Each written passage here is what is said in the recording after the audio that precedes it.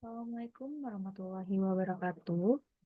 Sebelumnya perkenalkan, nama saya Salsa Meriani dengan NIM H540122109 dari Departemen Ilmu Ekonomi Syariah Angkatan 59. Oke, sebelumnya di sini saya akan menjelaskan sedikit mengenai materi analisis SAR, SMA, SARMA maupun SARIMA dan juga akan mentutorialkan atau mengolah data dari analisis SAR, SMA, SARMA maupun SARIMA. Oke, next. Jadi, apa sih definisi dari analisis-analisis yang telah saya sebutkan sebelumnya? Oke, yang pertama itu dasar atau seasonal autoregressive, yang dimana dia merupakan suatu model autoregresif yang mempertimbangkan like musiman, misalnya itu seperti nilai pada bulan yang sama pada tahun sebelumnya. Kemudian, dia tuh memperhitungkan korelasi antara nilai saat ini dan nilai musiman sebelumnya. Selanjutnya ada SMA, yaitu Seasonal Moving Average. Ini di mana dia merupakan suatu metode perataan data yang sederhana dengan menghitung rata-rata dari beberapa titik data terakhir. Kemudian, analisis ini juga berguna untuk menghilangkan fluktuasi jangka pendek dan juga melihat tren. Nah, biasanya SMA ini tuh merupakan suatu rumus sederhana dan mudah diimplementasikan. Selanjutnya ada SARMA atau Seasonal Auto-Regressive Moving Average, yang dimana dia merupakan suatu pengembangan dari model kombinasi R dan juga MA pada dekat waktu yang memiliki pola musiman. Selanjutnya ada SARIMA atau Seasonal Auto-Regressive Integrate Moving Average, yang dimana dia merupakan suatu model yang lebih kompleks dan kuat yang menggabungkan R, I, MA, dan juga S. S ini adalah seasonal atau musiman. Dan biasanya analisis ini tuh sangat efektif untuk membedakan data musiman dengan tren dan non-stasionaritas. Oke, selanjutnya. Oke, mengapa sih analisis-analisis ini tuh penting atau penting untuk digunakan? Jadi, seperti yang kita tahu nih, banyak data di sekitar yang memiliki pola musiman yang berulang setiap pada waktu tertentu, seperti harian, mingguan, bulanan, triwulan, maupun tahunan. Contohnya sendiri, seperti penjualan es krim meningkat di musim panas dan juga penggunaan listrik meningkat di musim dingin. Terus udah gitu, untuk memahami pola musiman tuh kita perlu, di mana kita perlu perencanaan yang lebih baik, pengambilan keputusan yang tepat, waktu, dan juga efisiensi sumber daya. Lalu bagaimana sih implementasinya itu? Oke, langkah-langkah umumnya itu yang pertama kita harus ada pengumpulan data yang dimana kita tuh kumpulkan data dari waktu yang relevan. Kedua ada visualisasi data yang dimana upload data untuk mengidentifikasi pola musiman dan juga tren. Kemudian ada uji stasionaritas, yang dimana ini tuh uji untuk menentukan apakah data stasioner, rata-rata dan varian konstan dari waktu ke waktu. Jika tidak, maka lakukan diferensikan.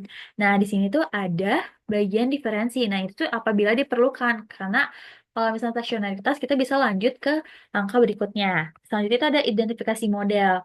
Kita tuh menggunakan ACF. ACF itu adalah Auto Correlation Function. Dan juga PCF. PCF itu adalah Partial Auto Correlation Function. Untuk menentukan parameter model P kecil, D kecil, Q kecil, dan juga P besar, D besar, Q besar, S kecil untuk Sarima. Kemudian, langkah selanjutnya itu ada estimasi parameter, yang dimana yaitu estimasi parameter model menggunakan metode seperti Maximum Likelihood Estimation atau MLA. Kemudian ada validasi model, yang dimana uji model menggunakan data holdout untuk memastikan akurasi peramalan. Kemudian yang terakhir itu ada peramalan, yang dimana kita tuh menggunakan model yang telah divalidasi untuk menambahkan nilai-nilai di masa depan. Dan biasanya untuk implementasinya sendiri itu tuh menggunakan software seperti RStudio, Stata, SPSS maupun eViews gitu. Selanjutnya, siapa, di mana, dan kapan analisis-analisis ini digunakan?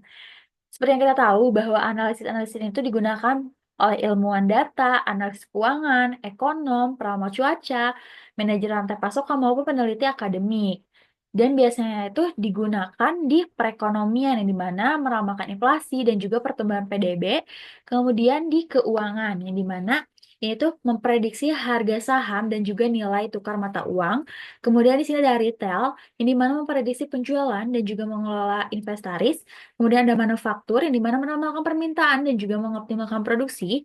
Dan yang terakhir ada cuaca, yaitu yang memprediksi suhu dan juga curah hujan. Sebenarnya ini masih banyak lagi. Kemudian, eh, kapan digunakan?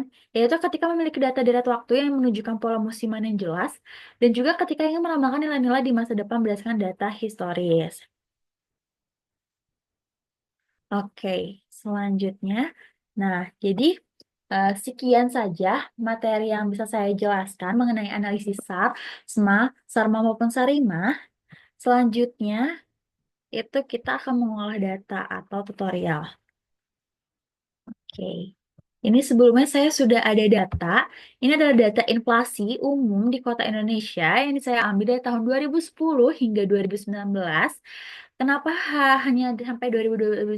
Karena di data BPS-nya sendiri atau Badan Pusat Statistiknya sendiri itu hanya ada hingga 2019, tidak ada data terbaru. Dan ini saya ambil dengan data bulanan. Oke, selanjutnya kita copy paste dulu, hanya di bagian variabel inflasinya saja. Untuk bulan dan tahunan tidak usah kita ambil, tidak usah kita copy. Lalu Ctrl C aja. Lalu kita buka aplikasi Stata.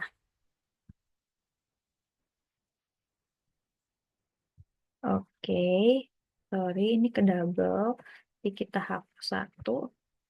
Lalu di sini kita buka data, data editor edit. Nah, kita di sini langsung copy paste saja. Ctrl V, kita klik variables name. Oke. Lalu di sini kita, bentar ya. Oke, di sini kita ke sini. Seperti yang kita tahu bahwa SATA ini harus diperintahkan kan. Jadi di sini kita ketik di komen yaitu GNT sama dengan underscore n. Nah, kita lihat lagi ke data.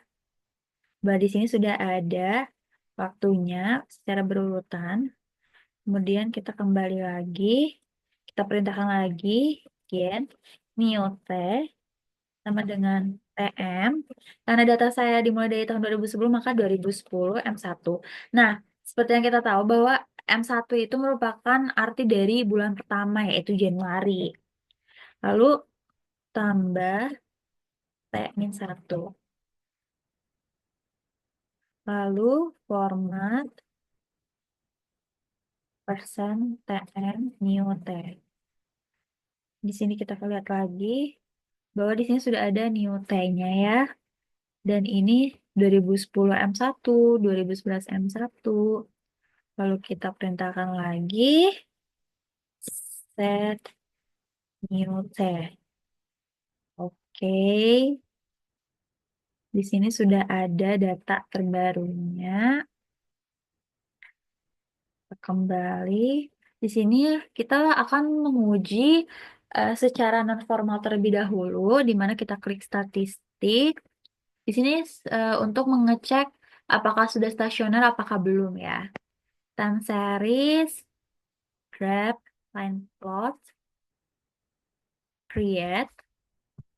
Ininya tidak ada yang diubah kecuali ya variabelnya kita pencet inflasi karena variabel saya itu inflasi. Save, oke. Kita tunggu. Oke, ini bisa dilihat bahwa kalau datanya, kalau dilihat ini sudah stasioner, kemudian juga dia merupakan data musiman. Tapi untuk mengecek lebih pastinya, kita tes secara formal, ya, di mana statistik, time series, tes, augmented Dickey Fuller unit test, variabelnya inflasi, ini tidak ada yang diubah, langsung pencet OK. Nah, bisa dilihat bahwa tes statistiknya ini lebih kecil dibandingkan critical value dan v-value-nya ini sudah di bawah 0,05. Maka data ini memang sudah stasioner, maka kita tidak perlu melakukan differencing. Selanjutnya, kita cek PAC dan juga PACF-nya. Untuk langkah selanjutnya yaitu statistik, time series, graph, parallelogram atau AC. Variabelnya inflasi. Oke. Sip, saya gedekan dulu. Ini bisa dilihat bahwa like-nya itu ada 3. Kenapa? 1, 2, 3. Dan sehabis 3 ini like-nya sudah masuk ke dalam. Maka ini ada like-nya 3 untuk key kecilnya. Seperti nanti kita tahu bahwa PAC itu merupakan MA, bukan R. R itu PACF. Untuk seasonalnya, untuk atau key besarnya kita lihat. Di sini data 10-nya di sini. Berarti ini 11, 12. Berarti ini di luar. Like-nya 1. Untuk 24, ini di sini 22, 24. Dan 36, ini juga tidak keluar. Maka bisa disimpulkan bahwa si key besarnya itu 1. Di sini boleh ditulis dulu. Di sini saya tulis dulu sebentar. Oke, lanjut. Lalu di sini kita cek PACF-nya, statistik, time series, graph, partial parallelogram. Variabelnya inflasi, lalu kita ketik oke, klik. Oke, ini bisa dilihat bahwa lex-nya itu 2, maka P kecilnya itu 2, dan untuk P kecilnya kita cek bahwa di sini 12-nya tidak keluar atau mendekati garis, dan untuk 24-nya tidak ya, ini 25 bukan 24, maka lex eh, Ki P besarnya, P besarnya itu 0. Maka bisa disimpulkan, oh ya, sebelumnya differencing kita kan tadi sudah melakukan differencing ya. Maka untuk I-nya itu atau D-nya itu 0 ya. Maka bisa disimpulkan bahwa P kecil, D kecil, dan Q kecilnya itu 203 dan juga P besar, D besar dan juga Q besarnya S itu 00112. Oke, untuk langkah selanjutnya kita regresikan arimanya, statistik, time series, lalu arima and Rmax model. Di sini dividen variabelnya itu inflasi. Tadi arimanya untuk P itu 2. Ini tidak diubah, emang 0, dan ini 3. Lalu kita ke model 2, ini mana P dan D-nya itu 00, dan Q-nya itu 1. Dan di sini karena data bulanan, maka 12. Lalu kita langsung klik OK saja. Kita tunggu datanya. Nah, bisa dilihat bahwa ini probabilitasnya masih ada yang di atas 0,05, maka belum memenuhi persyaratan. Maka ini bukan ordo tentatif terbaik. Kita coba ordo Arima yang lain. Untuk cara cepatnya kita klik saja. Lalu di sini saya mau mencoba 100.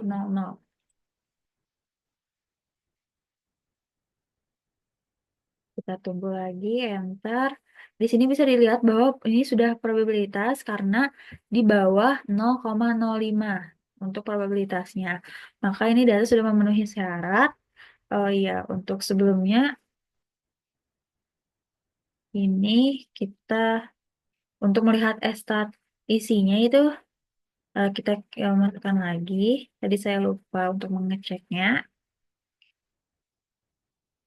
Oke, di sini kita perintahkan estat.